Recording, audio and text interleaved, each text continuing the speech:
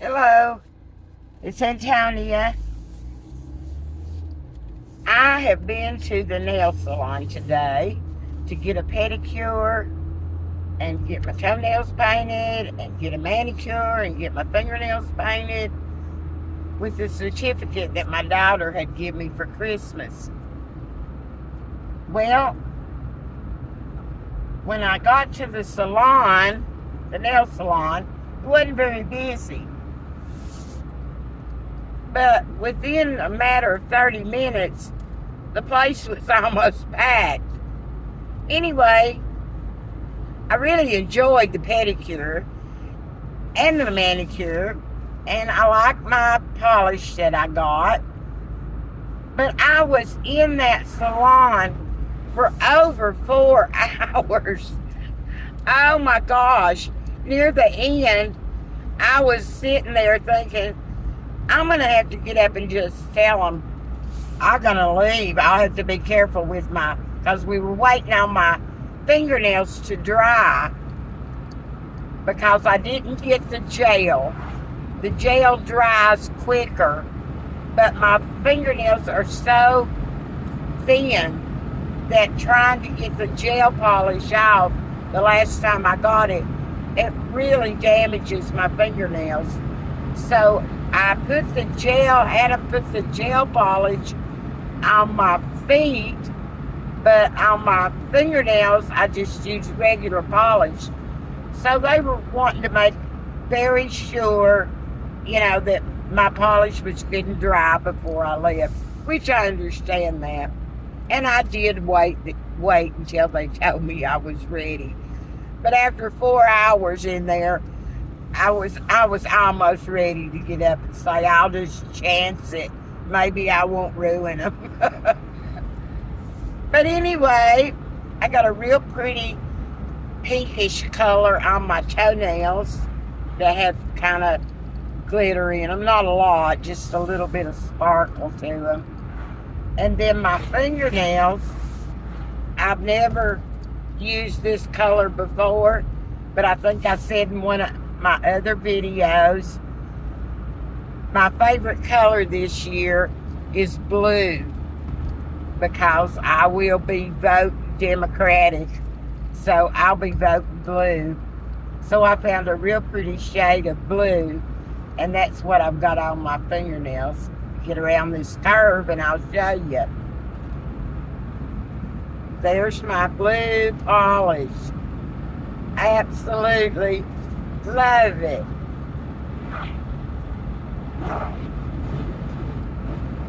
So then after I got out of the nail salon, I wanted to run by Walmart and check out their eyeglasses and try to find me a pair and go ahead and get them ordered. So I went in there and I got parked and everything, and then I went in there and of course I had to use the restroom, went and did that first. So then I went to the eye center, and there was one girl in there, and I told her, that I was probably going to have cataract surgery within a year, so I didn't want to spend a lot of money on a pair of glasses. But and I told her what kind I wanted. I wanted them a little bigger, and I like the harder frames because I'm pretty rough on glasses. So after I go through my hospiola, then she tells me, she says, I'm sorry to tell you, she said, but the obstetrician isn't here today. And she said, I can't order glasses without the obstetrician being here. So I was like, okay, I'll just come back when he is here. And she said, apologized and everything. So anyway, after I left there, I did a little shopping in Walmart. Messed around in there a little bit. Like I say, I'm on my way home now. And it's been a beautiful day. Too bad I've been stuck in the nail salon and at Walmart, and didn't get too much done today before I left the house because I didn't sleep very good last night, so I was tired this morning. Stayed in the bed a little bit longer. I've been trying to think of some funny stories that I can tell you, things that have happened to me in my life. And here's one I can share with you today. It was back when I lived in Lexington, North Carolina. And my oldest daughter, she's almost 50 now, but it was when she was in the first grade. And my dad lived up here where I live now at the time. And him and my stepmother had come down for the weekend to Lexington to visit us and see the granddaughter, of course. But anyway, we were out riding. I think it was Sunday. They were going to leave Monday when I went back to work, but I think it was on a Sunday. We were just out riding, and I was showing them around the area where I live. Anyway, there was this little country store that wasn't very far from where I lived, and they wanted to go in there and look around. So we got out of the car, my daddy's car, he was driving, and we got out and went in the store. Well, it's a little country store that I used to visit quite regularly. So, I mean, there wasn't much in there I wanted to browse around and look at. But they were having a good time with my daughter. Halona's her name. So, anyway, I stayed in there a little while, and then I told him, I said, I think I'll go out in the car and see it, but no hurry, take your time. Okay, so I went on out, went to the car, got in the back seat, and was just sitting there waiting on them to come out. And all of a sudden, this man opens the driver's side door in the front and gets in the car. And, I was just kind of shocked for a minute. He was a stranger.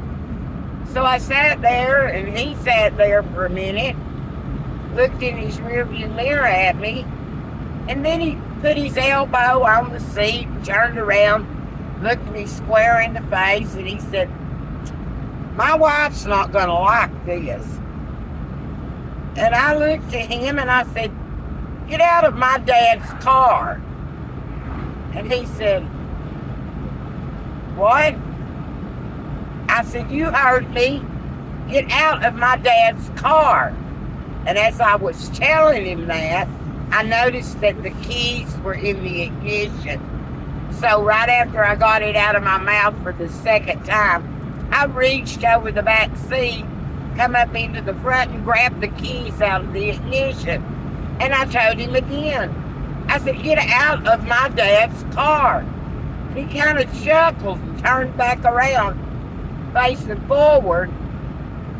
And I was getting kind of scared, about ready to jump out of the car. And he said, I'm sorry, but he said, I think you're in the wrong car. And I said, this is my dad's car. And I jumped out with the keys, went back into the store, and walked up to my dad, showed him the keys in my hand. I said, Daddy, are these your car keys? And he looked at them and he said, no. He said, I've got mine in my pocket. I thought, oh my gosh.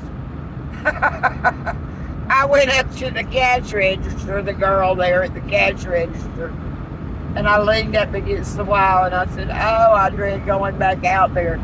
She said, why? So I told her the story. I said, I've got to take this man's car keys back to him. So they were kind of laughing about it. I went on outside and I went up to his window and handed him his keys. And I told him, I said, I'm so sorry. And he said, well, I got to looking at your dad's car. He said, our cars look a lot alike. And I was looking too, and I said, they sure do. I said, I definitely thought this was my dad's car. And then he told me, he said, honey, he said, don't worry about it at all. He said, I think you did the right thing. He said, you definitely did the right thing. And I said, well, I'm sorry. Anyway, I've told that story through the years about me getting in this man's car and telling him to get out because it was my dad's car. Oh my gosh. And another little story I can tell you. Have you ever put your glasses up on your head? Excuse me. Been walking around or something and ask, like your husband or somebody you're with, a friend, and say, I can't find my glasses. Help me find my glasses. And they start laughing and they tell you, your glasses are on your head. Oh, you feel so silly. Well, one time my sister was in the hospital having major surgery, and I was staying with her. And it was like the day after her surgery, so things were kind of touch and go. So, I'd been kind of out of sorts trying to take care of her and things that were going on with her. But I would call and let my husband know how things were progressing and how I was doing and she was doing and everything. Well, at the hospital, used to, back in the day, they had like a little smoking room. You could go in and smoke. Well, of course, they don't do that anymore. They don't even like you smoking on the campus anywhere. And usually, if you want a cigarette, you have to go to your car, wherever it's parked. But while I was up there, I had found this little spot near the cafeteria. Maybe it was where some workers would go sometime. I don't know. But it was a little side door. And you could walk out there in a little cubby hole lock and have a cigarette. So when I was going to call him, that's where I went. Went out there and lit my cigarette and called him up, and we were talking. And I started rummaging through my pocketbook, and he said, what are you doing? I said, I can't find my phone. I don't know where my phone is. He said, what do you mean you can't find your phone? And I told him, kind of mad then. I was like, I can't find my phone. I'm digging in my pocketbook, and I can't find my phone. And of course, he said to me, he said, maybe you ought to check your ear. Oh my gosh. What I did was, it was a flip phone at the time. Well, anyway, I just slammed the flip phone shut and throwed it in my pocketbook because I was so embarrassed, And you couldn't, I had to laugh too, but it kind of made me mad at first how, again, like the glasses on your head, you feel so silly, I thought, how silly. I'm hunting my phone in my pocketbook and I've got it talking to him. I can't find my phone. Oh gosh. I'm in Robbinsville now, so I'm getting close to home. But that's a couple of stories I thought of to tell y'all. I'm hungry. I haven't eaten since breakfast, and it's almost 7 o'clock. So when I get home, I'm going to probably pig out. I'm sitting at a red light here. See some motorcycles, and they're turning off to go towards the other direction.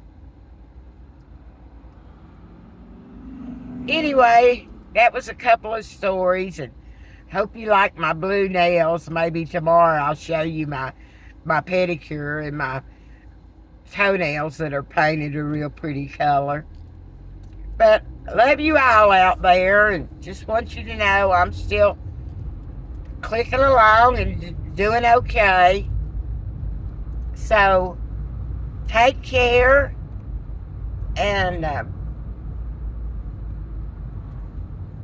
I'm trying to think of some happier, funnier times, and trying to feel better about my life and stay in touch with all you guys, because I need a little help with this. And so far, what few people are responding to me, I can tell you right now, it has helped me. I'm enjoying this. Got to get me a new tripod. I'll do that pretty soon. So, Thursday will be the day I go to the casino. So watch for that. But I'll make a video tomorrow, which is Wednesday. So, have a good evening. Love to all of you. And vote blue. Bye.